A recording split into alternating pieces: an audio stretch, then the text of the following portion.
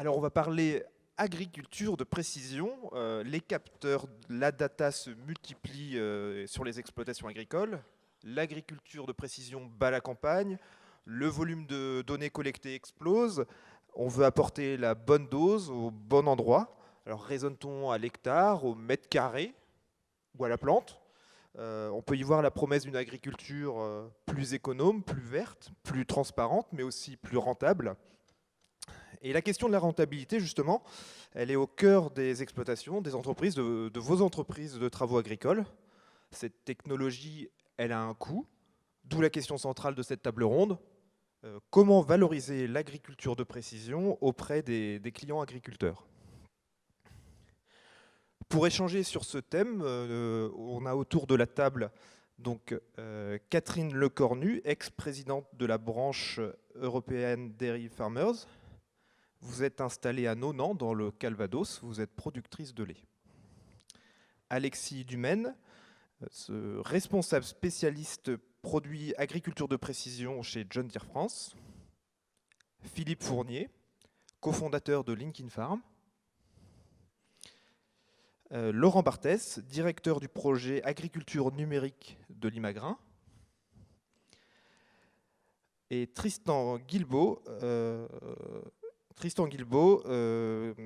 créateur de la start-up Climate FeedView.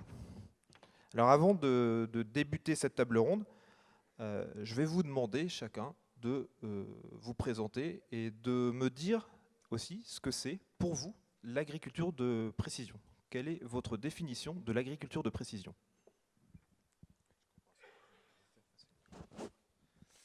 Oui, donc bonjour à tous.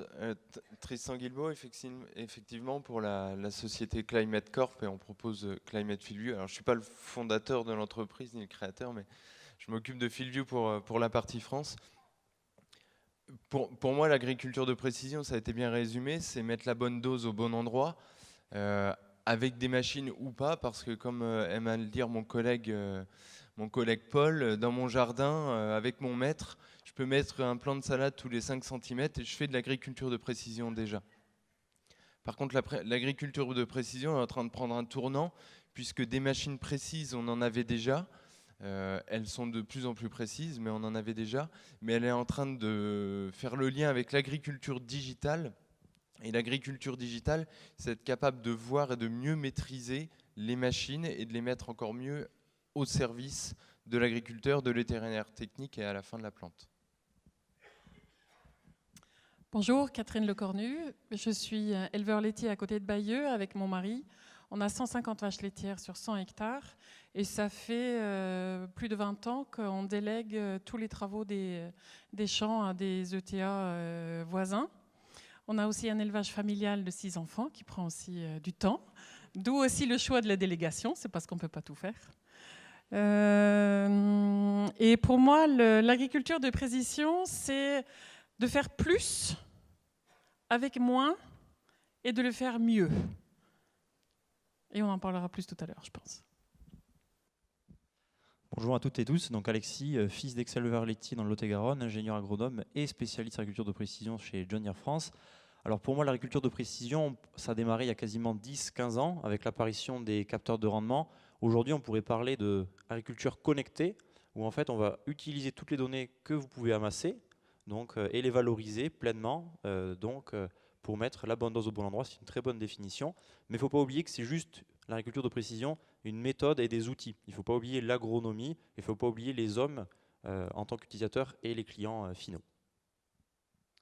Bonjour, donc Laurent Barthès, je suis en charge de l'agriculture numérique pour Limagrin, donc avec deux destinations. D'une part, l'accompagnement de notre activité semences, donc, que vous connaissez sans doute ici, et puis l'autre part sur l'accompagnement aussi des agriculteurs adhérents de la coopérative. Alors pour moi, je pense que la première évolution, c'est d'abord le fait on n'a plus une parcelle, mais à l'intérieur d'une parcelle, tout un tas de zones. Ça, je pense que c'est vraiment une dimension supplémentaire. Une autre dimension que je vois, c'est le fait qu'aujourd'hui, l'information, elle peut être connue à distance. Donc hier, le lien qui était presque obligatoire avec votre un technicien, un agronome en local peut être, sinon suppléé, du moins supporté par des spécialistes qui peuvent être, je dirais, presque aux quatre coins du monde, ou voire avec d'autres agriculteurs comme vous. Et puis le dernier aspect, c'est l'aspect utilisation des données et par la modélisation notamment et le big data. Bonjour à tous, Philippe Fournier, donc je suis l'un des 4 cofondateurs de la plateforme Linkin Farm, qui est un outil qui va permettre aux agriculteurs de travailler plus facilement et plus systématiquement avec les entrepreneurs. Donc on a différents outils dans notre offre qui sont la place de marché, des sites internet spécialement dédiés pour les ETA et tout un tas de logiciels de gestion de l'activité d'entreprise. Pour moi, la définition de l'agriculture de précision, c'est exactement ce que vous avez dit, la bonne dose au bon endroit. Je vais rajouter 2 éléments à ça qui sont au bon moment et au meilleur rapport qualité-prix. Et on pourra faire le lien un peu plus tard, mais vous verrez en quoi on pense très sincèrement que les entrepreneurs, vous êtes les personnes les mieux placées pour intervenir justement au bon moment et au meilleur rapport qualité-prix pour les agriculteurs, ce qui est pour nous la priorité. Par rapport à cette définition de l'agriculture de précision, est-ce qu'on la valorise, on met en avant le terme agriculture de précision, mais juste pour être clair, enfin, je sais pas, vis-à-vis de la communication par rapport aux agriculteurs, le contraire de l'agriculture de précision, c'est quoi? C'est l'agriculture au pifomètre, l'agriculture peut-être ben oui, peut-être ben non. Enfin, je voulais voir un petit peu votre position par rapport à ça. Est-ce qu'on n'a pas toujours fait de l'agriculture de précision quelque part, sauf que c'est une agriculture qui évolue? Moi, ce que je crois, c'est que forcément, l'agriculteur, eh bien, quand il n'a pas ces outils de précision, il va utiliser son expérience. Et ça marche. Sauf que un agriculteur, il refait que 40 fois la même opération sur une parcelle. 40 années de culture. Donc, l'expérience, c'est long à obtenir. Deuxième élément, c'est que quand même les exploitations se regroupent, voire vous délèguent des tâches, ce qui veut dire que ça devient de plus en plus difficile d'avoir cette expérience, dans le temps et dans l'espace. Donc pour moi, l'agriculture de précision, c'est se donner des outils supplémentaires pour aller plus vite sur cette expérience. Ça ne la remplace pas, il faut les deux.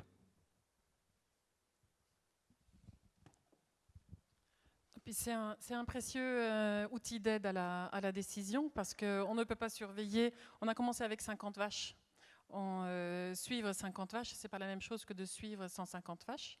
Et moi, actuellement, je n'utilise pas beaucoup d'outils d'agriculture de précision sur ma ferme, mais je pense que si je trouvais un bon rapport qualité-prix, je pourrais avoir des données supplémentaires pour mieux gérer mon troupeau, faire plus de préventif et de moins curatif, anticiper des problèmes de pattes parce que je pourrais les capter et de les détecter plus tôt. Donc je pense que au niveau élevage laitier, c'est vraiment gagner du temps et de pouvoir avoir un suivi individuel que je ne peux pas tout seul ou à deux avec 150 ou 500 vaches. Vous voulez quand même raisonner à la vache ou plus globalement? Aujourd'hui, je raisonne au troupeau. Je donne la même chose à manger à mes fraîches vêlées et mes fins de lactation. Mais ça ne tient plus aujourd'hui, c'est du gaspillage. Donc je pense que sans passer plus de temps, je pourrais investir dans des systèmes d'alimentation individuelle, même dans des très grands troupeaux. J'ai vu en Afrique du Sud une salle de traite rotative avec une fabrique d'aliments au centre, où l'agriculteur mettait à disposition de chaque animal 7 aliments différents.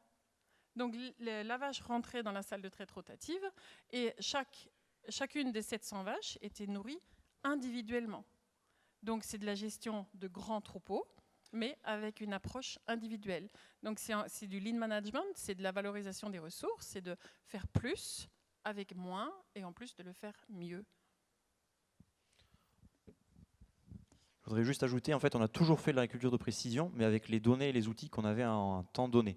Donc en fait, on fait toujours les compromis, les choix avec les données qu'on connaît des parcelles, des animaux, mais on pourrait donner le contraire d'agriculture de précision, ça serait l'agriculture standardisée.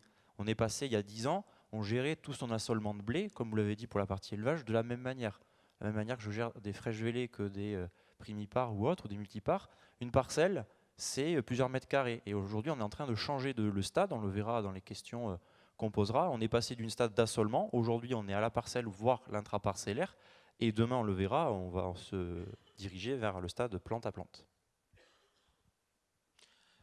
Philippe Fournier, on va revenir sur la question des coûts. Et puis, donc pour travailler cette agriculture de précision, on voit bien qu'il y a un lien direct avec les entrepreneurs de travaux agricoles. Vous avez travaillé sur l'intérêt de recourir à une prestation d'entreprise. Je vais vous laisser 5 minutes. Je crois que vous avez quelques diapos à nous présenter. Alors, exactement, ouais, je pense que Je vous tu peux laisse. les faire passer. Alors. Bon, je vais commencer à décrire. Si tu réussis à me les faire sortir, ça serait impeccable. Donc on s'est attardé sur deux choses, sur principalement les charges de mécanisation. On a essayé de poser les bonnes questions en se disant, bon, la plupart du temps, les agriculteurs ne connaissent pas forcément très bien leurs charges de mécanisation. Donc on a collecté tout un tas de données au niveau de différents centres de comptabilité, CER, AS Compta, etc., etc. Et on a regroupé dans cette étude que vous pouvez voir les charges moyennes de mécanisation sur différentes régions en France, et ça regroupe les données d'environ 6700 exploitations. Et on voit qu'on a une charge de méca moyenne de l'ordre de 513 € de l'hectare.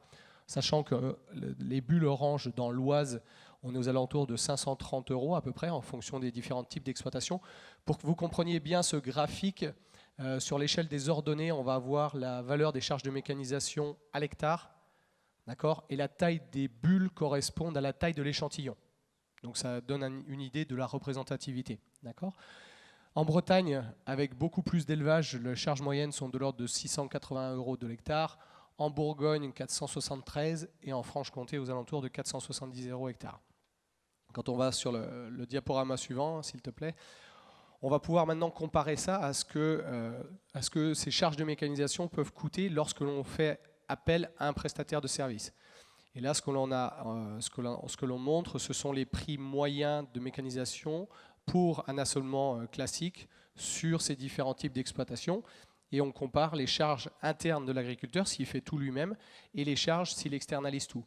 Et en moyenne, les agriculteurs peuvent économiser jusqu'à 70 € de l'hectare sur leurs charges de mécanisation. Donc en fonction des types d'exploitation, etc., c'est quand même des variantes qui sont assez importantes. Le niveau de charge de mécanisation dans cette région de l'Oise est plus important qu'en Bourgogne, par exemple, parce que les besoins en termes de traction, les formes des parcellaires, etc., sont assez différents. Mais le delta qu'on va retrouver entre ce que ça coûte à un agriculteur de faire lui-même et ce que ça lui coûte de faire, c'est de l'ordre d'environ 70 € à l'hectare. Ça, c'est vraiment important comme chiffre à retenir. Et pour les agriculteurs, ça représente beaucoup. Et au-delà de ça, ils vont également faire une grosse économie sur le temps de travail. Donc, ce qu'il faut garder en tête, c'est qu'aujourd'hui, le temps passé à l'hectare, il va de 5 à 8 heures à peu près de travail. Donc, une ferme qui fait 100 hectares, s'il externalise à travers vos services, il économise de 500 à 800 heures de travail par an, ce qui est vraiment pas négligeable. Et en sachant que plus les exploitations sont petites, plus le temps passé à l'hectare par cet exploitant est important, parce qu'il va être avec des outils assez petits. Donc, plus c'est pertinent d'externaliser. Et bien souvent, ce sont des gens qui ont 2 activités et qui vont devoir se consacrer plus à leur autre activité, qui est, dans le cas de l'élevage avec vous Catherine, qui est vraiment l'endroit où la ferme a de la plus-value à apporter. Quand on parle de ces résultats avec des experts comptables, ils nous disent qu'eux, quand ils font des recommandations à leurs agriculteurs, ils leur disent que même à coût équivalent, bien souvent ils recommandent de passer par vous, par les entrepreneurs de travaux agricoles, parce que ça leur permet d'être sûr d'avoir des travaux de bonne qualité. Parce que bien souvent, les éleveurs ne vont pas être équipés avec les meilleurs outils, ils vont passer pas forcément au meilleur moment, notamment pour la partie pulvée. En général, ils vont aller dans les champs une fois qu'ils ont fini de nourrir leurs bêtes, donc ça va être 10-11 heures. Et à partir de 16-17 heures, quand le vent baisserait, et ça serait peut-être le bon moment de retourner dans les champs, eux doivent retourner s'occuper de leur troupeau.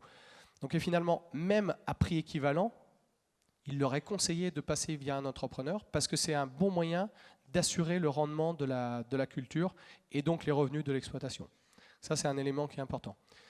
Si on passe à la page suivante, donc les économies qui sont réalisables, comme je disais, de 50 à 70 € de l'hectare sur les charges de mécanisation, et quelque chose qui est vraiment pas négligeable, c'est les économies qu'ils peuvent faire en moyenne sur leurs intrants aussi. Parce qu'effectivement, quand vous êtes équipé de systèmes de modulation ou des semoirs modernes, etc., ou des pulvées de dernière génération, globalement, la quantité d'intrants que vous allez mettre à l'hectare va être plus performant que ceux qui sont équipés avec des vieux équipements. Et là, les études nous prouvent qu'on peut économiser de 30 à 50 euros de l'hectare. Donc, ce qui représente pour une ferme moyenne entre 5 et 10 000 euros, entre 5 et 15 000 euros d'économie par an. Et je pense que ça, c'est un des points sur lesquels, en termes de communication, vous pourrez, vous devriez encore plus appuyer parce que c'est vraiment la valeur ajoutée pour ces agriculteurs-là. Le temps de travail, comme je le disais, sur une ferme moyenne, ça peut représenter jusqu'à 800 heures de travail. Et dernier point, c'est la souplesse agronomique que vous allez apporter aux agriculteurs. C'est-à-dire que si les années ne se ressemblent pas, vous allez avoir des années très pluvieuses, des années très sèches, vous allez être capable d'intervenir chez l'agriculteur avec le bon outil. Lorsque l'agriculteur, avec sa propre machine, soit qu'il a en propriété, soit qu'il a acheté en CUMA, il est un petit peu bloqué avec cette machine, marié avec cette machine. Et quelles que soient les conditions, on va devoir travailler avec. Grâce à vous, il y a beaucoup plus de souplesse d'un point de vue agronomique et puis une capacité à essayer de nouvelles technologies et se lancer, pourquoi pas, comme on disait, dans l'agriculture de précision, même s'ils n'ont que quelques hectares sur leur exploitation. Voilà un petit peu un résumé de la situation. Je vais donner la parole à Laurent Barthès qui a travaillé aussi donc sur ces coûts et qui a également une présentation et des chiffres pour étayer la rentabilité de cette agriculture de précision. Oui, alors peut-être ce que je voulais vous présenter, c'était ce que nous aujourd'hui nous proposons. Ce que l'agriculture de précision nous permet de faire, c'est finalement d'allier notre savoir-faire de semencier avec finalement la parcelle de l'agriculteur. Donc pour ça, il y a 3 étapes. Une première, en haut à gauche, c'est bien connaître nos hybrides, leur réaction à la densité. L'objectif étant de proposer la meilleure densité au bon endroit dans une parcelle. Le deuxième niveau, c'est d'évaluer les ressources de la parcelle. Donc pour ça, on collecte quelques données très simples. On s'est dit qu'il fallait surtout que ce soit via une interview, donc en quelques minutes, sur une parcelle, les précédents, des choses comme ça. Et puis, surtout les données climatiques qu'on va retrouver, le sol. Et puis un troisième aspect, c'est essayer de mesurer l'hétérogénéité de la parcelle. Et pour ça, on se base sur des images satellites des années précédentes. Et donc en mixant tout ça avec évidemment des méthodes mathématiques, des modèles, et puis une validation agronomique, parce que tout ça on a mis un peu de temps à le faire, on a mis quelques années parce que on recale nos modèles, si vous voulez, avec la réalité. Les modèles ils sont jamais justes du premier coup. On arrive à faire une carte de préconisation de densité. L'objectif c'est vraiment de permettre qu'à chaque endroit on mette la densité pour obtenir le rendement que permet cet endroit de la parcelle. Donc petite densité si la parcelle aux endroits où finalement le sol est peu profond et peu productif, et puis densité plus forte là où il y a effectivement une bonne réserve utile, une capacité à fournir. Donc voilà, ça c'est ce que nous proposons. Alors nous, ce qu'on a observé sur des milliers d'hectares maintenant sur 3-4 ans, en vraies conditions. Deuxième élément que nous a permis l'agriculture de précision, ça a été la carte de rendement, puisqu'on a pu, comme vous le voyez sur la parcelle, il y a des bandes, ce sont des témoins qui sont à la densité habituelle et non modulée. Et donc on a comparé les rendements et on arrive à une tendance d'amélioration du rendement de l'ordre de 3%, ce qui fait à peu près 50 euros par hectare. La slide suivante, c'est plutôt la façon dont on est en train de lancer ce produit. C'est-à-dire qu'on a donc, qu'on appelle EasyVR pour la modulation facile, puisqu'on estime qu'avec ces outils de satellite et numérique, plus l'appui finalement d'un entrepreneur, et c'est pas parce que je suis au congrès des entrepreneurs que je le dis, c'est parce qu'on le fait en réalité. Donc on est en phase de test sur 2 régions, le sud-ouest et la Bretagne, où finalement chacun joue son rôle. Donc en rose, en rose ou en rouge, c'est l'imagrin, c'est-à-dire que nous commençons par expliquer aux agriculteurs qui sont en rapport avec un entrepreneur, eh bien, quels sont les bénéfices, quel est l'intérêt. on vient faire la prescription chez l'agriculteur, et puis ensuite on passe le relais à l'entrepreneur, et en lui envoyant donc le fichier, qu'il va lui intégrer dans le semoir, évidemment, ce qui suppose qu'il soit équipé du semoir à modulation, du GPS. Ensuite, il va nous renvoyer éventuellement une information sur comment ça a été appliqué, donc la carte as applied, comme on dit. Et puis, on s'assure aussi qu'à la fin, il est en mesure de faire une cartographie de rendement. Parce que alors la difficulté, c'est que souvent, cette cartographie brute, elle n'est pas interprétable. Il faut la travailler un petit peu statistiquement. Donc ça, de nouveau, à ce moment-là, la carte nous revient. On fait cette analyse et puis on vient eh bien, la commenter avec l'agriculteur. Donc ce que je voulais dire, c'est que nous, l'analyse qu'on avait faite, c'est que justement, cet équipement, il est quand même assez sophistiqué, il est encore peu répandu en France, moins de 10% à ma connaissance, et donc on s'est dit, ça va mettre beaucoup de temps à se développer si on attend le renouvellement des semoirs. Et donc c'est comme ça qu'en travaillant avec des entrepreneurs, on a eu l'idée de les inclure dans ce processus, avec un partage de la valeur, de façon à ce qu'on puisse accélérer le développement de cette technologie. Donc on est en phase test cette année, et puis bien sûr on souhaite continuer à développer ça dans les années prochaines. Qui résiste, les agriculteurs ou les entrepreneurs à cette approche? Ou est-ce que ça va tout seul? Alors ça ne va pas tout seul.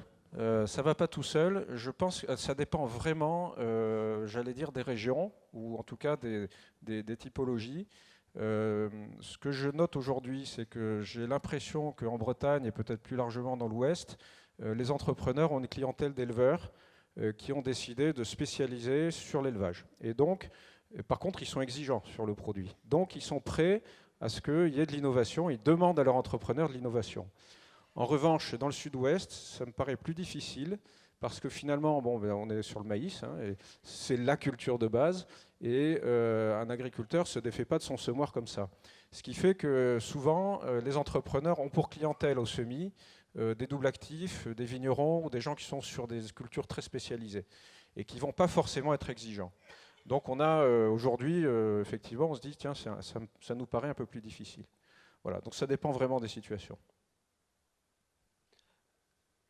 Oui, Alexis Dumaine, je te laisse aussi présenter. Ok, donc je vais le faire debout, ce sera un peu plus dynamique. Donc le côté agriculture de précision, comment on le voit chez nous, on va rester, si ça veut bien arriver à l'écran. Donc voilà, donc j'ai pris une image, un iPad et les pieds sur terre, puisque en 5 minutes, on va voir comment être connecté tout en restant les pieds sur terre. Pour faire ça, on va diviser le cycle culturel en 4 étapes, le côté préparation, le côté semis, le côté protection, et enfin récolte, et de voir à chaque étape comment vous, en tant qu'entrepreneur, vous pouvez proposer des services différenciés. Si on commence avec le côté préparation, je voulais vous montrer des capteurs qui sont utilisés aux États-Unis et depuis peu en France pour caractériser la partie hétérogénéité des parcelles, puisque l'agriculture de précision, ça va de pair forcément avec le côté agronomie. Donc là, c'est la marque Veris, qui est un des capteurs proposés par exemple par Precifield ou d'autres sociétés Geocarta. Et du coup, l'agriculteur, une fois qu'on a fait ça, il va pouvoir connaître la variabilité en pH et en éléments caractérisants de son sol. C'est la base de l'agriculture de précision. Une fois qu'on aura ça, on pourra parler de modulation, de semis. Par exemple, vous voyez à l'écran des zones où le potentiel agronomique est plus fort. Du coup, vous allez mettre plus de densité pour avoir un meilleur retour sur investissement. Le côté modulation, une source BIAPI. Donc BIAPI estime que la modulation, une fois qu'on connaît sa parcelle, on peut monter jusqu'à 100 € par hectare et par an. Ensuite, si on continue le cycle cultural, maintenant on va parler semis. Donc là, semis, vous avez vraiment, avec la technologie que vous pouvez avoir sur vos semoirs, qu'un agriculteur seul, en fonction de sa surface, ne peut pas forcément s'offrir, pouvoir débloquer la valeur ajoutée et du coup proposer des prestations avec des semoirs qui vont pouvoir moduler selon le potentiel de sol, comme vous voyez à l'écran. Si on continue d'une étape dans le cycle culturel, on va arriver à la partie protection, la partie fertilisation. Donc là, l'exemple de la modulation d'azote. Ensuite, un peu plus de projection en avant dans le futur, avec le côté désherbage. On a des sociétés aujourd'hui, petit à petit, on va peut-être tendre vers des cartes de préconisation au niveau de la partie produits phytosanitaires. On voit apparaître petit à petit des capteurs d'Adventis. Et enfin, on va finir le cycle culturel. Et du coup, on va boucler la boucle. Une carte de rendement. Donc là, c'est l'exemple, par exemple, de l'exploitation de mes parents, où on est céréalier et l'entrepreneur, il a une batteuse qui fournit une carte de rendement. Je la récupère, je la compare avec ce qu'il a pu semer. Là, vous voyez en bleu à l'écran une variété essai. Regardez au milieu la bande verte que vous avez et sur la légende, vous voyez une parcelle qui faisait 124 quintaux de maïs, la bande verte monte à 170 quintaux. Donc là, en termes de prise de décision, l'agriculture de précision, comment l'argumenter auprès de vos clients? C'est un débloqueur de valeur ajoutée pour le client. Le but, c'est de minimiser les coûts, minimiser les charges, augmenter les produits et du coup améliorer les marges. D'où la photo de l'épi de maïs avec des dollars autour. Concrètement, en fonction de vos retours d'Arvalis et dans le monde en recherche, si au jour d'aujourd'hui on utilise toutes les technologies disponibles en agriculture, on peut débloquer entre 15 et 250 € par hectare et par an de valeur ajoutée en utilisant les données à bon escient et 15% de productivité en plus. Donc on résume, l'agriculture de précision vous permet d'optimiser les coûts de production, de valoriser les ressources disponibles, puisque comme Serge a dit tout à l'heure, on va être 10 milliards sur la planète dans quelques décennies. Ensuite, on aura une attente de la société qui est de plus en plus forte, auquel il faudra répondre, et surtout réinventer les pratiques. Et c'est là, vous en tant qu'entrepreneur des territoires, que vous allez pouvoir intervenir. Merci, et voilà mon pitch. Mais alors, concrètement, où est-ce que ça bloque? Parce que des cartographies de rendement, ça existe depuis une dizaine d'années.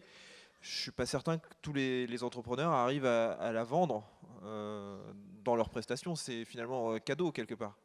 Alors, ce n'est pas forcément un cadeau, puisque c'est du temps, c'est un investissement sur la machine. Aujourd'hui, c'est pour ça que moi je différencie l'agriculture de précision de l'agriculture connectée. L'agriculture de précision, vous amassez des données. Vous avez une carte de rendement, il y a des couleurs, on est content, qu'est-ce qu'on en fait? On amasse les données, et là, l'agriculture connectée, on agence les données, comme je l'ai montré à l'écran. Qu'est-ce que j'ai mis dans ma parcelle? Comment sont mes zones de parcelle? Quelle variété j'ai pu semer?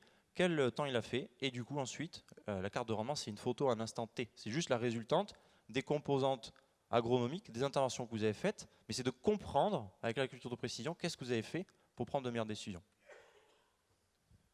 Oui, c'est tout à fait vrai. Moi, je crois que l'exemple de la carte de rendement, il est bon. C'est-à-dire que la technologie est arrivée, mais finalement, si on n'a pas derrière tout l'outil pour faire de la modulation, ça ne sert pas à grand-chose. Enfin, effectivement, ça fait plaisir, mais voilà.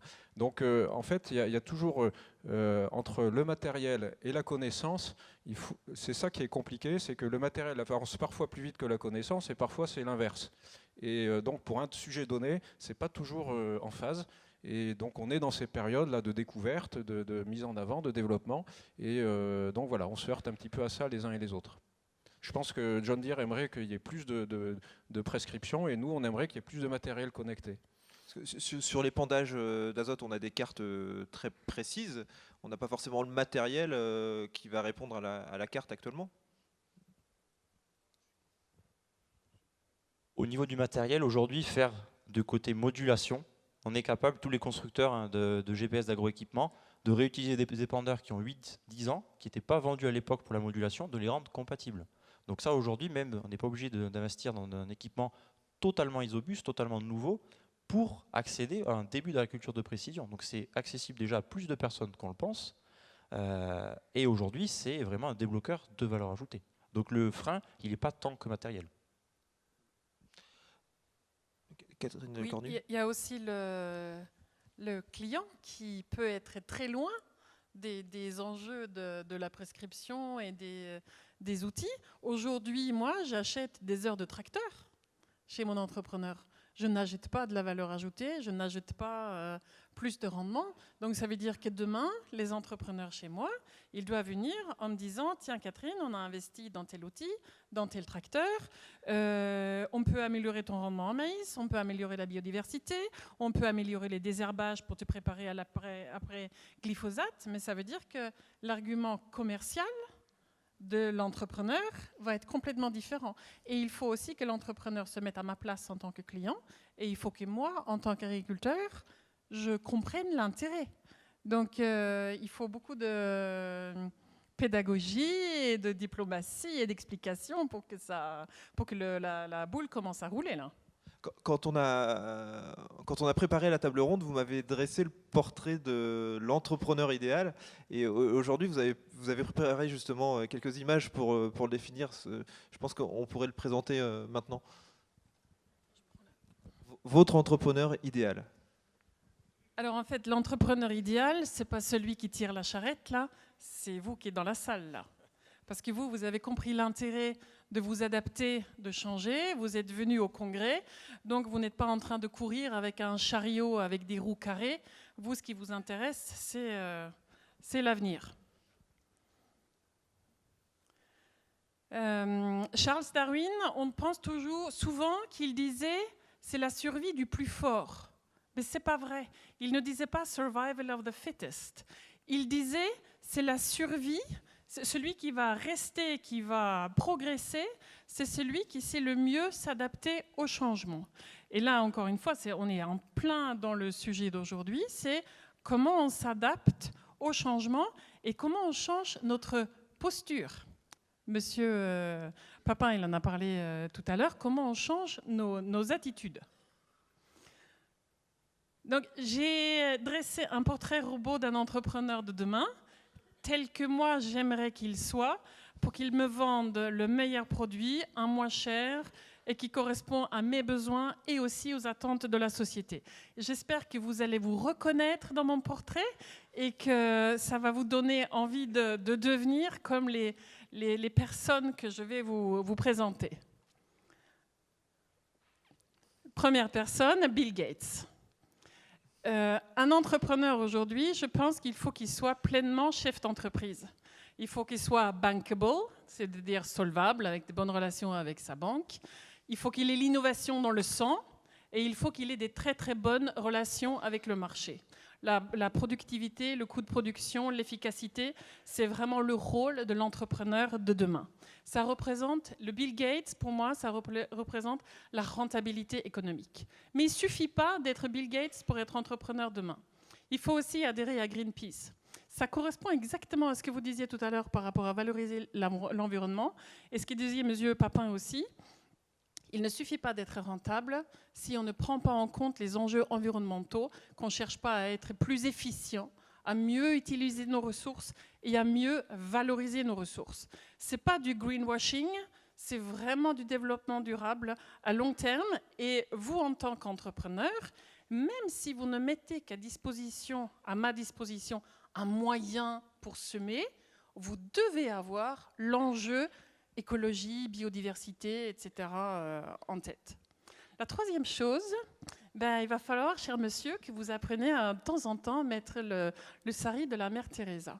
Parce qu'il y a aussi l'acceptation sociétale. Moi, les céréaliers voisins, ils se plaignent d'avoir des cyclistes qui leur faut des doigts d'honneur quand ils sortent le pulvérisateur. Et on ne peut rien faire sans l'acceptation sociale et l'acceptation de la société. Et Mère Teresa, donc, elle représente tout ce qui est social, sociétal, que ce soit le bien-être des salariés et les citoyens qui vivent dans les campagnes, qui vous voient, qui nous voient, et aussi le consommateur final.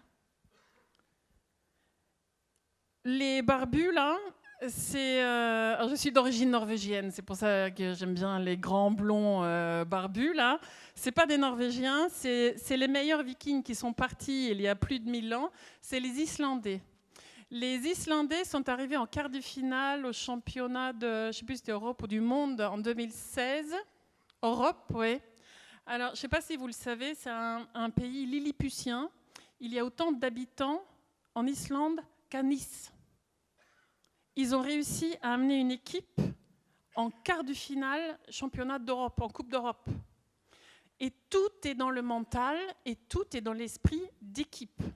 Et quand j'entends ce que préposent John Deere et Lima Grain, etc., c'est génial, mais je pense que vous ne pouvez pas le faire tout seul, vous ne pouvez pas acheter ces solutions tout seul. Et moi aussi, il faut que en tant qu'agriculteur, il faut aussi que je fonctionne en groupe. Pour dire que demain, les entrepreneurs, si vous voulez encore être entrepreneur agricole demain, la mentale, la posture, l'attitude, je pense que c'est aussi très important. Parce que finalement, la stratégie, il ne faut pas le laisser à votre chauffeur. C'est à vous de prendre le volant de vos entreprises, de décider de la stratégie, de ce que vous voulez faire, tout en respectant l'économie, l'écologie, le social et la société, et d'avoir une attitude. Alors, moi, ces images, je les ai utilisées pour parler à des collègues éleveurs. Je me sens très proche des entrepreneurs. On est assez similaires dans nos façons de fonctionner. Et je pense que cet enjeu de stratégie, ça nous concerne tout le monde ensemble.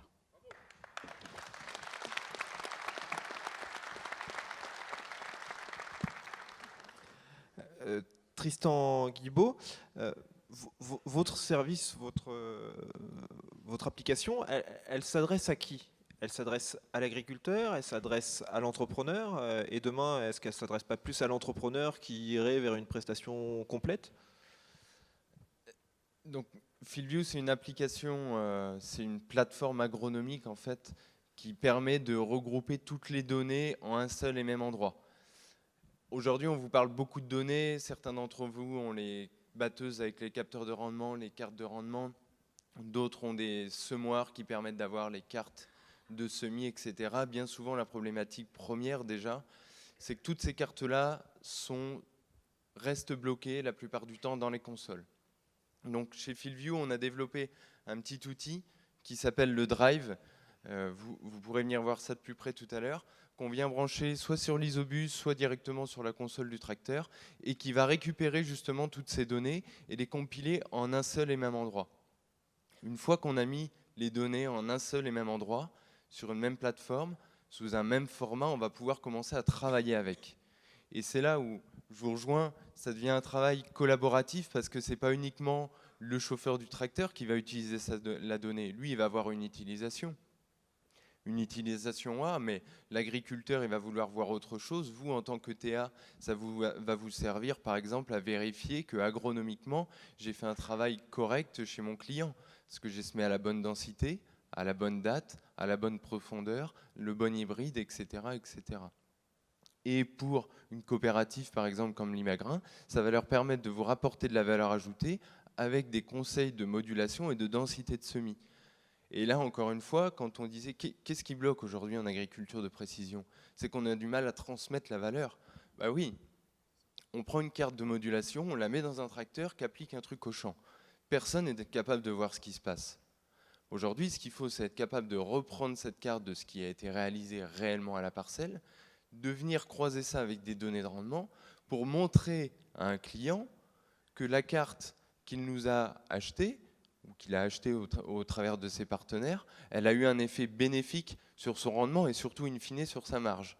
Donc notre outil, il va dans ce sens-là, il va dans un sens d'outil coopératif autour de l'agronomie pour permettre de bien montrer la valeur à chaque partie prenante autour d'un agriculteur, que ce soit son ETA, son conseiller agro ou autre, de l'agriculture de précision, de ce qu'on peut faire aujourd'hui en agriculture de précision.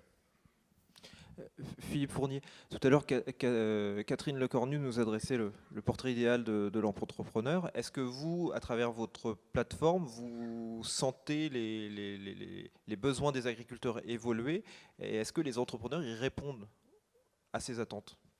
Alors, effectivement, les besoins des agriculteurs évoluent petit à petit. Ce qu'on peut ressentir à force d'être en contact avec tous ces entrepreneurs, c'est qu'il y a de plus en plus, par exemple, de demandes de travail à façon. Donc, c'est-à-dire on demande le travail du labour ou du semi-direct jusqu'à la récolte. Et donc, on reprend dans cette chaîne de valeur tous les équipements dont on a parlé à un instant et la donnée en parallèle. Donc, effectivement, il y a un besoin de plus en plus important de ce côté-là, pour plusieurs raisons, hein, comme je disais tout à l'heure, pour des raisons d'économie, pour des raisons de main-d'œuvre, principalement. D'accord ? Autre évolution également, les agriculteurs, et j'aimerais bien avoir votre avis, Katrina, mais sont aussi de plus en plus en attente de conseils et de recommandations. Je sais qu'il y a certains agriculteurs avec qui on discute, ils adorent leurs ETA quand elles sont capables de leur dire tiens, monsieur agriculteur, vu le temps qu'il fait, etc., je te conseille de faire mon intervention de pulvée, etc., dans 2 jours, de faire tel et tel travail dans quelques jours.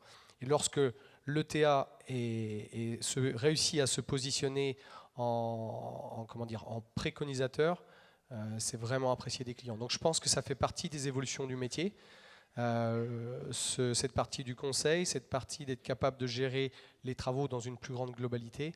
Et je pense que demain, on ira peut-être encore plus loin. Et je serais curieux de savoir combien d'agriculteurs seront intéressés peut-être aussi pour qu'un jour, les ETA viennent non seulement avec la cartographie, avec le système de modulation, le système GPS sur le tracteur, etc., mais également l'engrais derrière. Est-ce que ça ne serait pas l'élément pour vraiment compléter l'offre de l'ETA ? Est-ce qu'on va vers pour maîtriser tous ces outils d'agriculture de précision, alors c'est-à-dire que ne serait-ce que je pense transférer une carte de modulation sur la console du tracteur, alors il n'y a peut-être pas beaucoup d'agriculteurs à savoir le faire, les entrepreneurs, il faut qu'ils se spécialisent, est-ce qu'on va vers une hyper spécialisation des entrepreneurs? Est-ce qu'il y en a un qui va être spécialisé complètement dans le semis, ou est-ce qu'on va plutôt vers j'achète un pack de prestations sur toute ma conduite culturelle? On a posé cette question-là à tous les éleveurs laitiers dans le groupe lait européen où je fais partie. Et on a comparé les spécialisés lait avec les polyculteurs éleveurs. Les polyculture élevage, c'est vraiment un phénomène français, notamment en lait, parce que comme on n'a pas pu se développer et se spécialiser en lait pendant la période de quota, on ne pouvait ni acheter ni louer. Il a fallu que les agriculteurs se diversifient dans d'autres productions, cochons, volailles, céréales, etc. Et il est flagrant que les résultats, marge brute, les résultats techniques sont beaucoup plus mauvais chez des polycultures élevage, enfin les polyculteurs éleveurs, que des éleveurs spécialisés, parce que on ne peut pas être dans le champ en train de semer et de surveiller la vache qui est en train de véler en même temps. Et c'est tout simplement pour ça que nous, on a décidé de dire, on s'occupe des vaches, c'est le lait, c'est notre revenu principal. Là, il faut qu'on mette 90% de notre focus sur le lait, le maïs, l'herbe, les 5 hectares de blé. On n'aime pas ça. C'est un support à la production laitière. On a plein de céréaliers autour de nous qui ont le matériel, qui ont les compétences. Et donc, nous, on ne s'appuie pas sur une ETA, on en a 4. C'est globalement des plus petites ETA qui sont aussi des céréaliers. Donc, on fait des échanges paille-fumier avec eux. Et ils vont voir dans nos champs et ils disent « Tiens, Richard, c'est mon mari, tu as un problème dans tel champ, il faudrait que tu penses à... Il faut qu'on fasse le 2e passage. » Donc moi, c'est vraiment le conseil. Et moi, je peux dormir tranquille et je peux me dire « Mes fourrages, ils poussent. J'ai mes voisins céréaliers ETA qui s'en occupent. Et moi, pendant ce temps-là, je m'occupe des vaches et c'est ça mon revenu principal. » Oui, c'est vrai que je pense que la spécialisation, on y va parce que les machines vont être de plus en plus spécifiques, techniques à utiliser. Il va falloir former des chauffeurs. Former des chauffeurs, ça devient, enfin, c'est quand même. Hier, il suffisait de conduire le tracteur. Aujourd'hui, il faut gérer le GPS, il faut gérer le matériel de semis, des chômages, de pulvérisation, etc. Donc, vous ne pourrez pas, je pense, gagner toutes les batailles et être spécialisé sur toutes les opérations culturelles. Je pense que demain, les agriculteurs, quand ils vont vouloir aller sur de la modulation notamment, ils vont faire appel aux spécialistes de la modulation du phyto, aux spécialistes pour mes semis de plantes de maïs ou autres, aux spécialistes pour l'apport d'engrais et ainsi de suite. Laurent Barthès? Oui, alors moi je suis pas tout à fait de cet avis. Moi je pense que quand même beaucoup d'agriculteurs vont vouloir avoir une prestation un peu complète. Et il me semble aussi que l'agriculture de précision, ça suppose de la cohérence. On l'a bien vu, il faut, ça commence au semis, et puis ensuite c'est la fertilisation, c'est la carte de rendement. Soit c'est quelqu'un qui est capable de faire tout ça. Si ce n'est pas le cas, il faut qu'il y ait une coordination. Et deuxième condition, c'est qu'il y a la plateforme de données. C'est-à-dire que la plateforme de données, ça veut dire que l'agriculteur, c'est quand même lui qui doit le maîtriser à la fin. Et ça veut dire qu'il faut qu'il donne accès à différents entrepreneurs. Donc ça change un peu votre métier aussi, je pense. Et juste pour compléter, je rejoins aussi Laurent. De mon point de vue, on aura un côté, un peu comme on voit dans d'autres parties de la société, vers des offres full service. On le voit en automobile, en location, où on a, ou même nous, en tant que constructeur, vous nous demandez des offres full service avec le côté financement, le côté matériel, entretien, etc. Donc en termes de services que vous allez pouvoir peut-être proposer demain, c'est vrai que l'exemple de la fourniture d'engrais, on a des ETA au Canada qui achètent l'engrais et ils font vraiment de A à Z le service. Donc il y aura à la fois peut-être de la spécialisation pour certaines étapes, côté peut-être modulation, mais je vois difficilement des entrepreneurs qui vont faire que de la pulvée, d'autres que de la moisson, puisque déjà côté saisonnier, ça va être compliqué en termes d'investissement, côté de main-d'œuvre. Et juste un dernier point côté main-d'œuvre, vous n'êtes pas tout seul, puisque tout le monde de l'agroéquipement vous accompagne et il y a un réseau de concessionnaires. Nous, si on prend l'exemple de notre médaille au CIMA, dès que vous achetez de la technologie, vous êtes accompagné humainement en termes de formation pour l'optimiser à 100%. Est-ce que l'un de vous connaît des entreprises qui arrivent à bien valoriser le prix de cette technologie dans leurs prestations? Le bien, c'est difficile. Le bien, c'est Valoriser, difficile. Mais valoriser, oui, j'en connais. Je pense que, en fait, et là je crois que c'est une réalité pour tout le monde et pas seulement dans l'agriculture, il y a plusieurs moyens de se rémunérer. Bon, nous, il est évident, vous comprenez bien que tout ce qu'on développe comme prescription, etc., bah, c'est des heures d'ingénieur, ça coûte un peu d'argent, c'est des expérimentations, etc. Donc il faut qu'on retrouve cet investissement un jour ou l'autre. Pour l'instant, je vous rassure, on n'a pas touché un euro. Hein. Mais donc ça veut dire que comment on rémunère ça? Il y a effectivement la possibilité de facturer le service. Mais ça, on sait que c'est très difficile. Et c'est de plus en plus difficile, je trouve. En revanche, il y a l'enrichissement et la confiance qu'on peut créer dans la relation. Et là, moi, j'ai un exemple avec un éleveur laitier avec lequel on travaille, où on est en train de travailler avec lui sur des prévisions. Je peux vous assurer que rien que de savoir qu'on a ce savoir-faire, qu'on peut le partager, il commence à se dire, bah, tiens, finalement, je vais augmenter ma part de semences Limagrin dans mon assolement.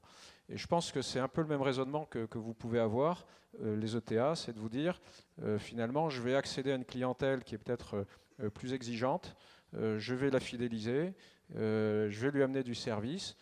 Évidemment, il faut qu'une partie soit rémunérée. Tout à l'heure, à midi, un entrepreneur parmi vous nous décrivait tous ses coûts à l'euro près.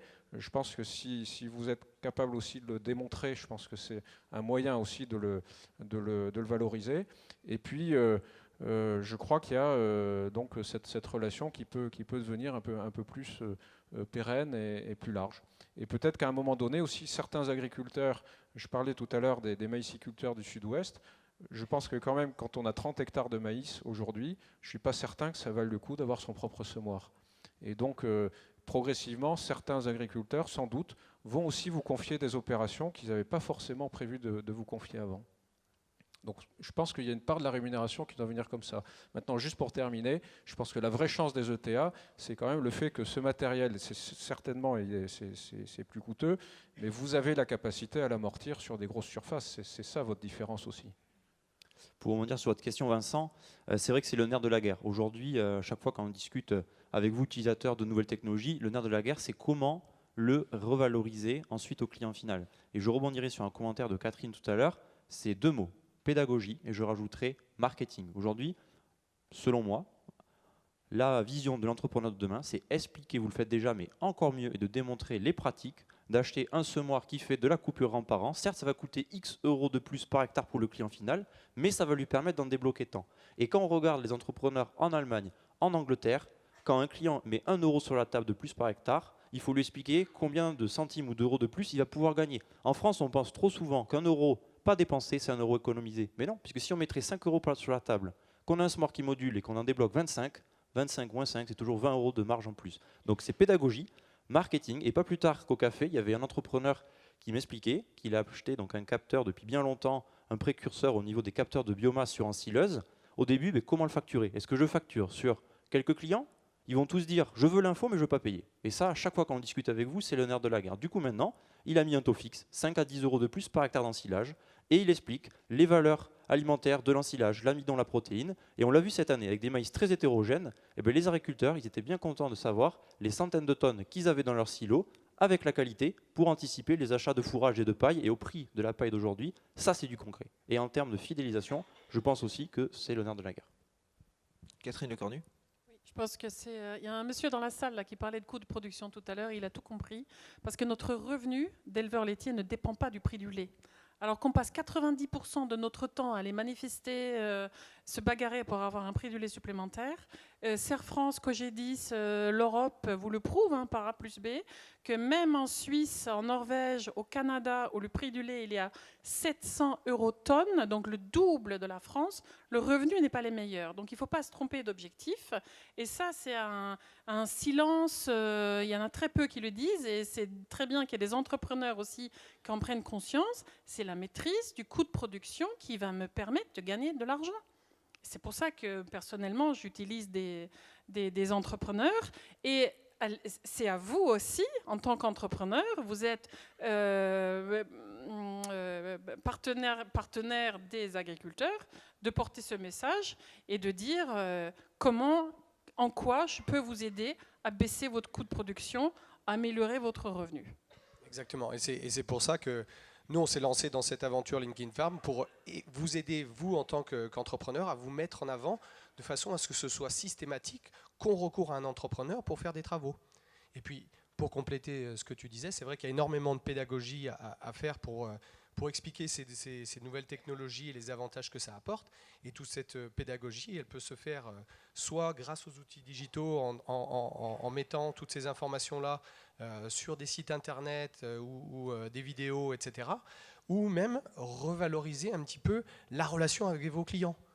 Donc en hiver, plutôt que de partir et de venir avec la facture dans les mains et qui est un petit peu la mauvaise surprise pour l'agriculteur, autant gérer ça le plus tôt possible avec les outils digitaux de facturation rapide qu'on vous propose, et en hiver, venir voir vos clients et discuter avec eux, leur dire tiens, cette année on a investi dans telle machine, maintenant on a notre offre complète pour pouvoir faire de la modulation de semis, on pouvait déjà faire de la modulation d'intrants, on pouvait déjà faire de la cartographie de rendement, maintenant on a le panel complet, et voilà la valeur ajoutée que ça a pour ton entreprise.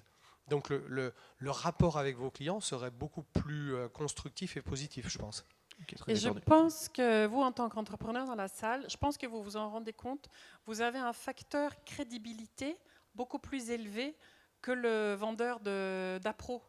Et que votre parole à vous me toucherait plus, me ferait plus réfléchir que le marchand d'engrais ou de semences ou d'aliments qui, lui, il a des produits à me vendre. Parce que vous avez des services, vous avez du façon à me vendre. Tristan Guibaud. Oui, je rebondis juste là-dessus parce qu'effectivement, en crédibilité, il y a quelque chose qu'on ne dit pas beaucoup, mais moi je pense qu'il faudrait le dire plus souvent, c'est que demain, vous allez être en France les gens qui allaient avoir le plus de données agricoles et agronomiques. C'est-à-dire que demain, vous allez être les entreprises qui allaient le mieux connaître le rendement de chacune des variétés de blé, la réponse à l'azote de chacune des variétés de blé, etc. etc. Donc effectivement, ce critère de crédibilité devant les clients, il ne va faire que s'amplifier parce que vous allez avoir de plus en plus d'éléments concrets, mesurés et vérifiables pour les accompagner dans les choix, peut-être demain même jusqu'au choix agronomique, pourquoi pas. Et parce qu'on a confiance en vous, c'est surtout ça. Hein. Le marchand d'aliments, on se pose toujours des questions. Globalement, il y a une bonne confiance de la part des éleveurs en la capacité et les compétences des entrepreneurs à faire du boulot bien fait. Après, on peut toujours discuter sur les prix, mais globalement, on est satisfait du travail qui est fait. Laurent Barthès, si j'ai bien compris, vous chiffrez le rendement supplémentaire avec la modulation de semences à plus 3%. Est-ce qu'il y a des mécanismes pour valoriser le travail de l'entrepreneur? Est-ce qu'on peut imaginer une forme d'intéressement? Tout à fait. Là, le modèle qu'on a testé, alors il y a plusieurs formules, je ne vais pas rentrer trop précisément dans le détail, mais l'idée c'est que, grosso modo, on s'est basé sur une valeur ajoutée de 50 € pour l'agriculteur. Enfin, c'est les résultats de nos essais, enfin plus que nos essais, nos tests parcelles. Et donc derrière ça, on regarde qu'est-ce qui est acceptable pour l'agriculteur, sachant que ce qui est acceptable inclut le fait que justement il ne doit pas investir dans du matériel. Et alors on est, suivant les cas, encore une fois avec la prestation, enfin à la fois de semis et de récolte. L'ordre de grandeur, c'est entre 15 et 20 € à peu près. Et puis, la rémunération de l'entrepreneur à l'intérieur de ces 15 à 20 €, c'est de l'ordre de 8 ou 10 € à peu près. Voilà.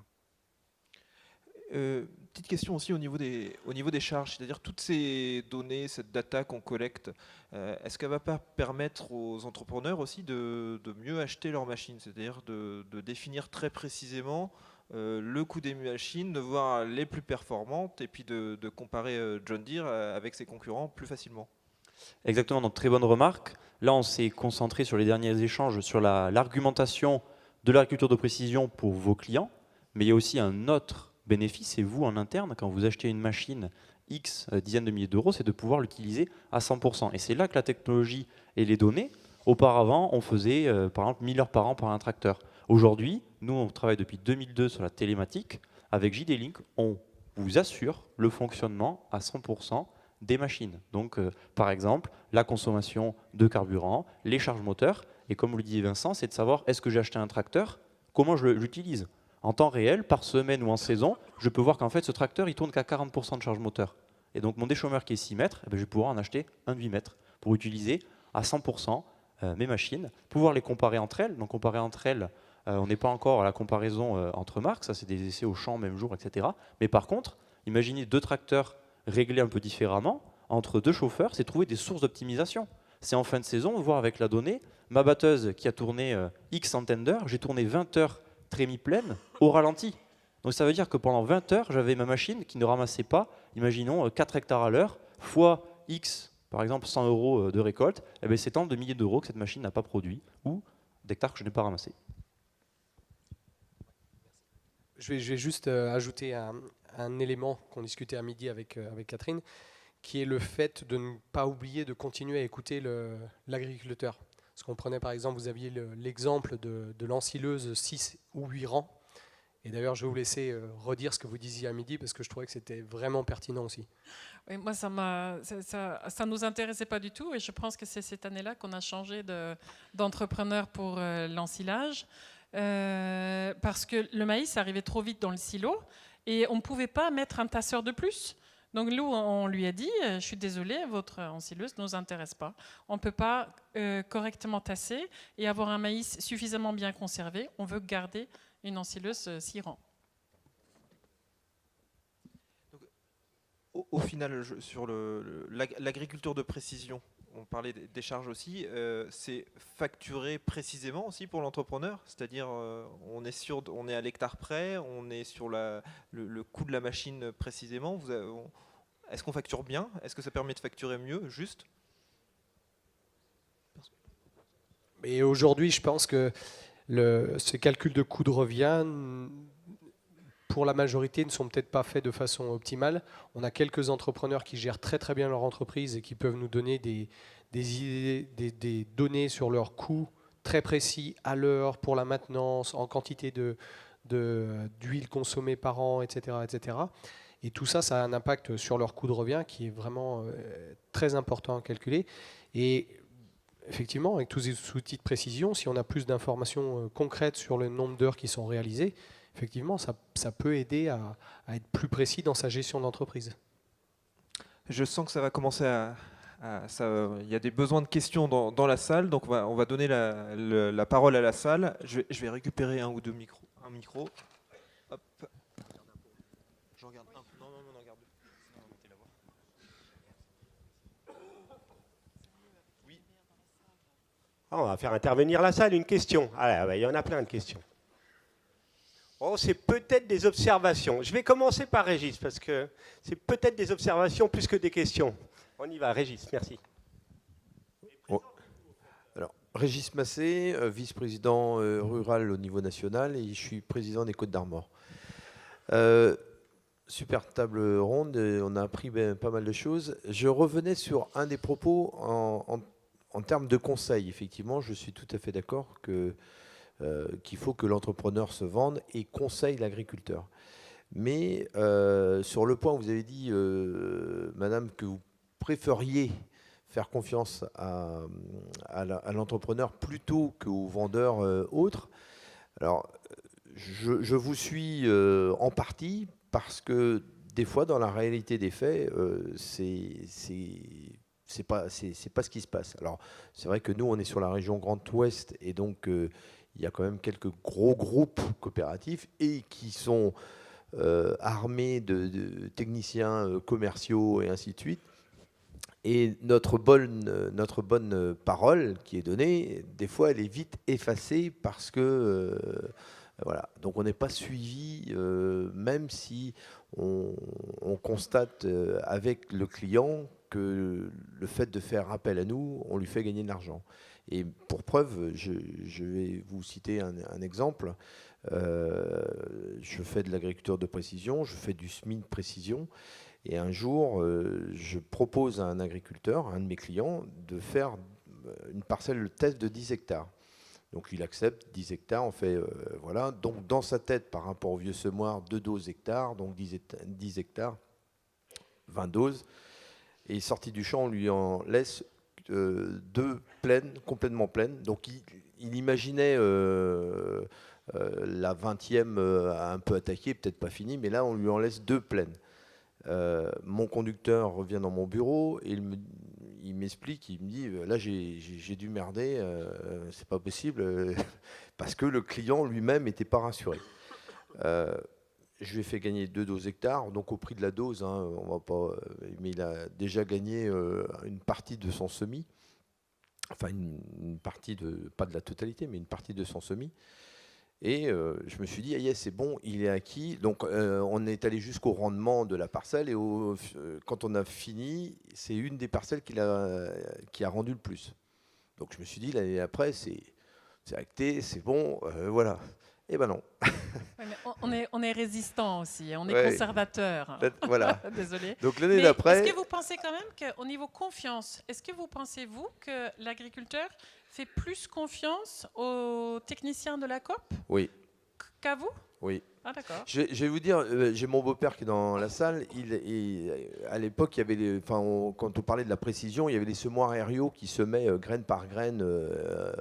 Voilà. Ben, j'ai eu des cas où le technicien disait au client, mais prends ton semoir, tu vas gagner encore de l'argent avec ça, alors qu'on gagnait pratiquement 1 dose hectare avec un semoir de précision. Et il prenait son semoir et nous on était là, mais c'est pas possible. Enfin, voilà. Je pense qu'il faut marteler. On va pas changer, même s'il y a une année où ça marche bien, parce qu'on va dire c'est le hasard ou des choses comme ça. Tout à fait. Et je pense qu'il y a une autre chose aussi, c'est que nous, en tant qu'agriculteurs, on croit ce qu'on voit. Et si vous pouvez m'amener dans un champ, voir un autre agriculteur qui travaille avec vous depuis 10 ans, qui a des bons rendements, qui peut me montrer ses chiffres, là, je vais y aller. Donc, c'est à vous aussi d'inventer des choses, de dire pourquoi vous, en tant qu'entrepreneur, vous ne pouvez pas faire des réunions bout de champ? Pourquoi c'est réservé aux techniciens chambre et aux COP? Oui, mais vous avez tout à fait raison. Je pense que, comme disait notre président national, on a du savoir-faire, mais il faut le faire savoir, et on a un petit peu de mal dans le faire savoir. Donc, il faut vraiment qu'on martèle dessus. Mais en face de nous, on a quand même des techniciens qui sont formés pour ça, pour vous donner la bonne parole aussi. Donc voilà, à vous de faire la part des choses. Ce sont des vendeurs, hein, voilà.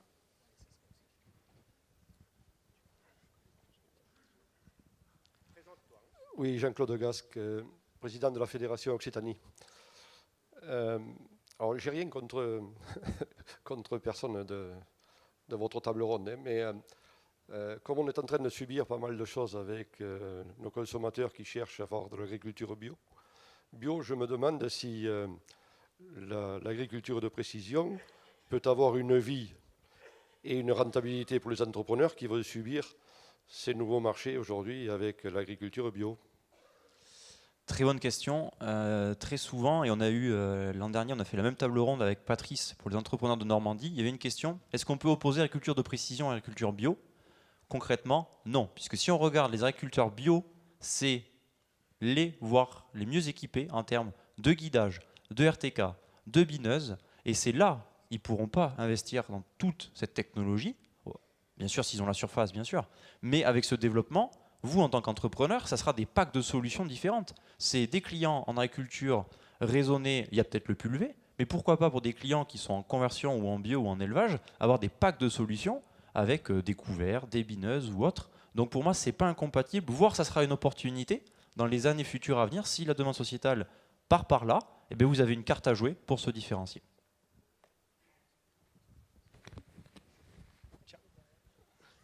D'autant plus, je pense, quand on a un certain nombre d'entreprises qui sont en train d'être transmises et que les jeunes qui s'installent sont, suivant les zones, hein, mais sont dans certaines zones pour en grande majorité des urbains.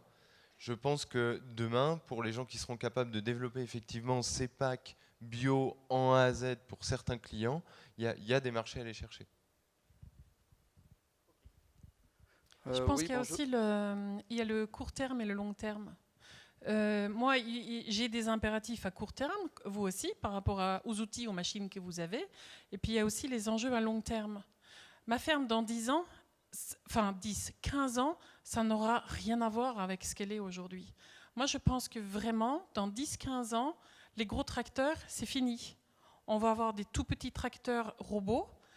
On va replanter des haies, des arbres dans les plaines. On va recréer des mares. On va faire de la biodiversité. On a vu les pommiers de Normandie tout à l'heure sur un slide. Bah, qu'est-ce qui empêche la récolte sous des pommiers? On garde les rendements. On fait de la modulation maximisée. Et le moteur à explosion, pour moi, c'est terminé. Ça sera la révolution du silence. Et si vous dites ça au consommateur, le consommateur, lui, il va dire « Oh, ça fout la trouille, la robotique », parce que c'est la technologie qui va nous gouverner. Mais si on appelle ça, c'est la révolution du silence, c'est le retour à la nature. C'est le retour de la vraie biodiversité, et on pourra faire des céréales dans la plaine, mais tout en utilisant des combinaisons de plantes inspirées de la permaculture. Là, l'agriculteur de précision est capable de le faire. Et je pense que ça peut aller très très vite. Oui, bonjour, Gérard Vandorp, entrepreneur dans le Loiret, dans une zone dite intermédiaire, donc à plutôt faible rendement, et en limite de la région Centre et Bourgogne. Moi, l'agriculture de précision, telle que vous la développez, c'est surtout, pour moi, des coûts.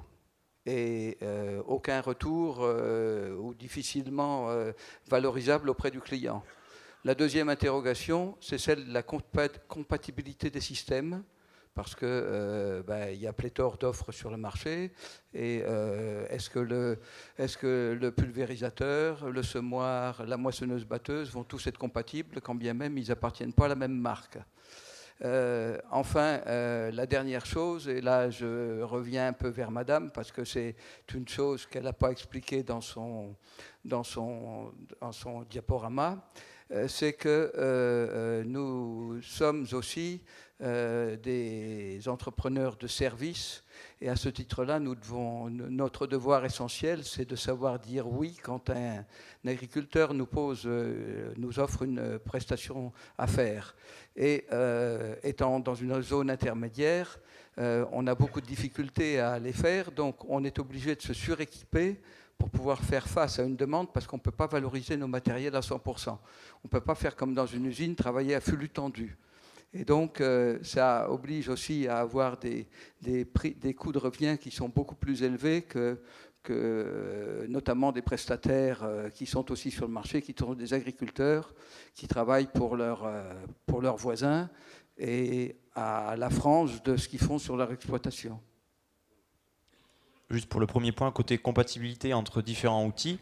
Aujourd'hui, on a la norme Isobus qui a démarré il y a 15 ans. Aujourd'hui, vous achetez un matériel, quand il est certifié par l'AEF Isobus, il y a tous les constructeurs majoritaires de l'agroéquipement et même au niveau des données, c'est acté.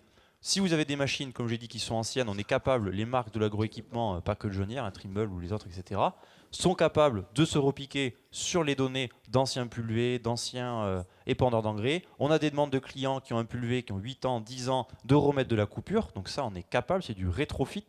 Et côté données, je pense que tu pourras compléter. On a quelque chose qui est en train d'arriver, en termes de compatibilité, c'est l'ISO XML. Aujourd'hui, donc l'Isobus, c'est physique, c'est des outils, des tracteurs. Ça, c'est quasiment acté. L'enjeu d'aujourd'hui, vous l'avez dit, il y a myriade de plateformes. Et on en discutait à table avec des partenaires comme BASF, Bayer ou autres, c'est l'ISO XML, c'est-à-dire que la donnée d'une machine vert clair part sur un pulvé rouge, un tracteur bleu et une plateforme noire ou vert et jaune, etc.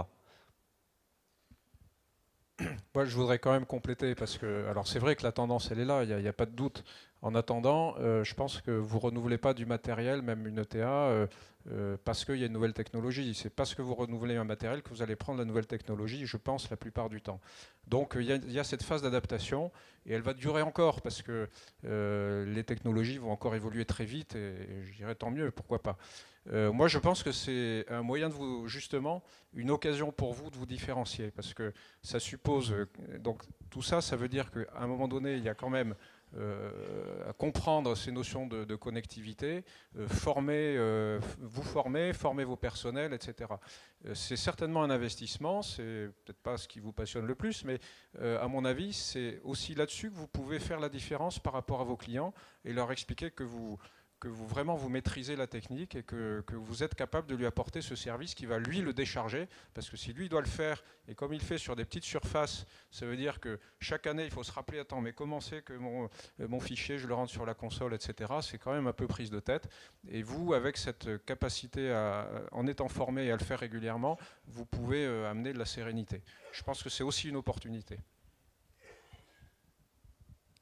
Et je pense qu'on fait tous des choses qui ne sont pas rentables. Et pour moi, ça revient à prendre le sari de la mère Teresa. Quand vous rendez un service à un agriculteur, vous faites un chantier qui n'est pas rentable, vous rendez quand même un service. Ça vous permet aussi d'être accepté dans votre environnement. Quand moi je prends le télescopique pour sortir une voiture qui est dans le fossé, c'est une heure totalement non rentable pour mon télescopique, mais je le fais pour rendre le service à quelqu'un qui habite dans le village, parce que j'ai besoin, si je dépose un permis de construire, que cette personne-là dise « Ah bah oui, Catherine, elle est sympa, elle aussi, elle nous donne un coup de main ». Donc ça, et par rapport à la première chose, oui, c'est difficile de me vendre un service si vous n'êtes pas capable de me montrer que je vais gagner plus d'argent. Et je pense que vous disiez pédagogie, mais c'est aussi du marketing et d'être commercial. Aujourd'hui, vous vendez des heures de tracteur. Demain, il va falloir me vendre du résultat. Et ce n'est pas du tout la même argumentation commerciale et ce n'est pas la même approche. Si vous venez prendre un café à la maison et que vous me dites « Tiens Catherine, je vais vous expliquer comment vous allez gagner de l'argent », il va falloir beaucoup de pédagogie pour qu'on puisse échanger. On prend encore 2 questions dans la salle. Il y en a une au premier rang, monsieur. Oui. Là-haut, pardon. Oui, moi, ma question, c'est plutôt un témoignage. Boissière-Michel, entrepreneur dans le Cantal. Petite région, je dirais, au niveau des entrepreneurs. Enfin, on est quand même là. Tout simplement, moi, j'ai des ensileuses équipées donc d'un outil, je ne sais pas si je le dis, mais je vais le dire quand même, d'Averslab, depuis 8 ans. Quand j'ai investi dans mes ensileuses, donc j'ai proposé ce nouveau service à mes clients. À 50%, mes clients m'ont demandé combien ça va coûter, bien sûr. C'est toujours le nerf de la guerre. J'ai dit, écoutez, ça va coûter entre 5 et 10 euros de plus à l'hectare. Nous, on n'a pas besoin de système. Bon, alors j'ai inclus d'entrée le tarif horaire sans tenir compte de ceux qui le voulaient et de ceux qui ne le voulaient pas.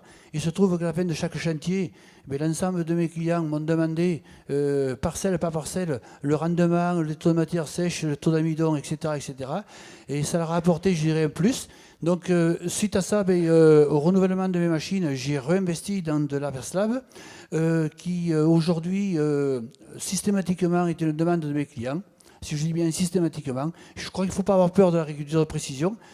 Tout simplement aussi pour vous dire que je viens de m'équiper d'un semoir à maïs avec coupure de tronçon, ce qui peut paraître, je dirais, un peu important, mais dans nos régions, je dirais, avec un relief et un parcellaire tout à fait petit et exigu, des fois, on fait des économies de 10 à 15%, voire 20% de semences. Et quand vous dites un agriculteur, je vous ai économisé 20% de semences, quand on connaît le prix de la dose, c'est pas négligeable. Donc je pense qu'il ne faut pas avoir peur d'aller de l'avant, comme disait madame, de proposer ces services, d'aller, je dirais, jusqu'au bout des choses, savoir expliquer notre savoir-faire, parce qu'on en a des savoir-faire, et comme souvent le président Gérard Napias nous dit, c'est à nous de le faire savoir, je pense qu'il faut monter au créneau, ne pas avoir peur, je dirais, d'enfoncer les portes, parce qu'on a des gens en face de nous qui ont des lobbies, et nous aussi on a de la force de frappe, et on est là sur le terrain tous les jours. Voilà.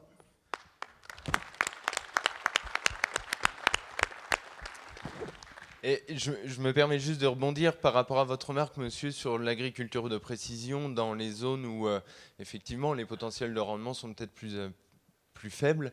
Quand on regarde d'où vient l'agriculture de précision, elle vient des États-Unis et d'Australie. Et c'est pas là où on fait les meilleurs rendements, notamment en blé. Donc l'agriculture de précision, et ça fait le lien avec ce dont vous parliez avec monsieur Papin, c'est d'aller encore dans une maîtrise plus importante des coûts de production. Pour désinvestir peut-être sur certaines zones de la parcelle, il ne faut pas avoir peur de le faire, pour investir mieux et plus dans d'autres zones, pour avoir une rentabilité plus importante. Monsieur, merci. Bonjour, Philippe Largeau, donc président Nouvelle-Aquitaine et vice-président de la Fédération nationale. Je n'ai pas de questions, c'était juste pour faire un constat. Je voulais d'abord vous dire que j'ai beaucoup apprécié cette table ronde. C'était très très intéressant. Alors excusez-moi messieurs, mais la palme d'or, je vais la décerner à vous, madame. C'est pour ça qu'il faut de la parité dans l'agriculture et chez les entrepreneurs. Voilà, moi aussi je suis pour la parité, oui. Mais j'ai pas la même définition. Bref, oui, je suis rapide. Non, ce que je voulais vous dire, moi j'ai beaucoup apprécié d'abord vos slides, vos PowerPoint. Vous êtes une ambassadrice de notre métier. Je vous en remercie.